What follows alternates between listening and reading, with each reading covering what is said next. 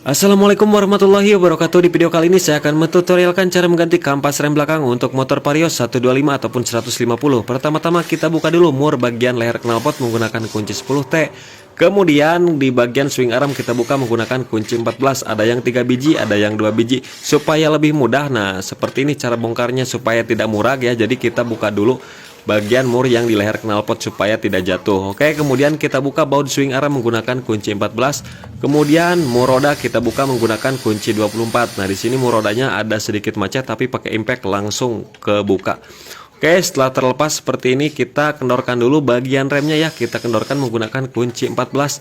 Nah, setelah kendor baru kita lepas untuk rodanya.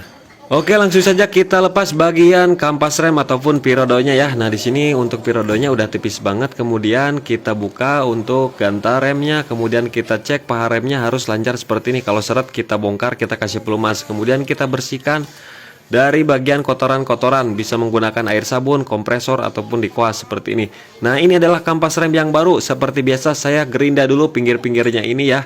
Nah, dua-dua bagiannya ini saya gerinda supaya apa? Supaya putaran oke dan pengereman oke, karena terkadang si bagian peleknya itu sudah pada gandet-gandet ya di bagian pinggir-pinggirnya supaya pengeremannya lebih maksimal. Pengereman pun jadi lebih maksimal. Langsung aja kita pasang bagian pirodonya, pernya kita pasang, mau menghadap dalam keluar itu ujung pernya itu nggak apa-apa ya, dan pirodonya pun bisa dibolak-balik asal sesuai ya, sesuaikan. Kemudian peleknya juga kita bersihkan dari debu-debunya, kemudian tinggal kita masukkan aja lagi, kita pasangkan seperti ini. Kemudian di sini ada bos ya, jangan sampai terbalik karena saya sering nemuin yang terbalik, yang lebarnya di luar ya, otomatis sisilnya jadi kejepit teman-teman. Nah, seperti ini ya, jadi jangan sampai terbalik. Kita pasangkan swing arm, kemudian di luar juga ada bos ya.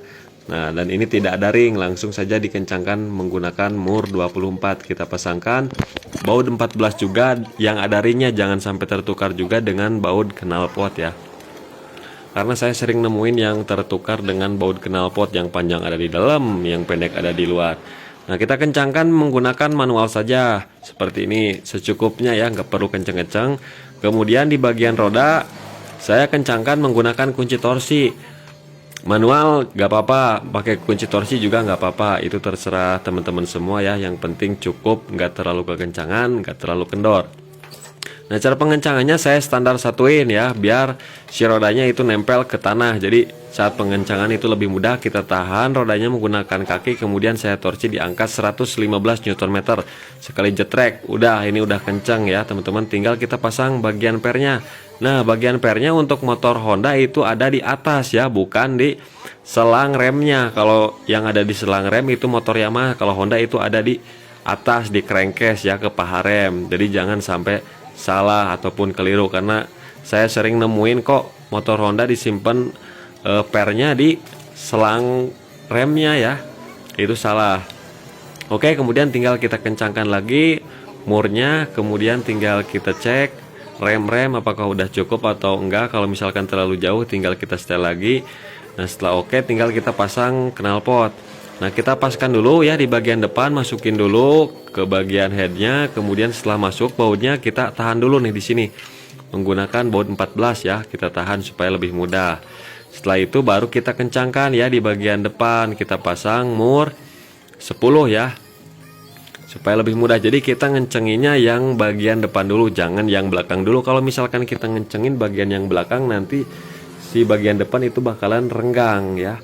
Jadi yang bagus, yang baik itu kita ngencengin leherannya, mau buka mau pasang itu yang depan dulu. Nah, kita kencengin secukupnya saja ya teman-teman. Nah, kemudian tinggal kita pasang baut 14 yang dudukan knalpot.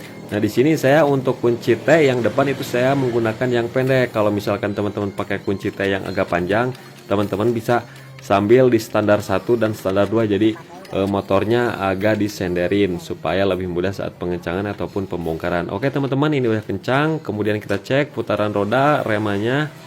Kemudian kita coba hidupkan, tes knalpot apakah bocor atau tidak. Pastikan roda berputar lancar ya, tidak seret teman-teman. Kalau misalkan seret itu masih ngerem, jadi kita kendorin. Oke teman-teman ya, jadi begitulah tutorialnya, mudah-mudahan bermanfaat.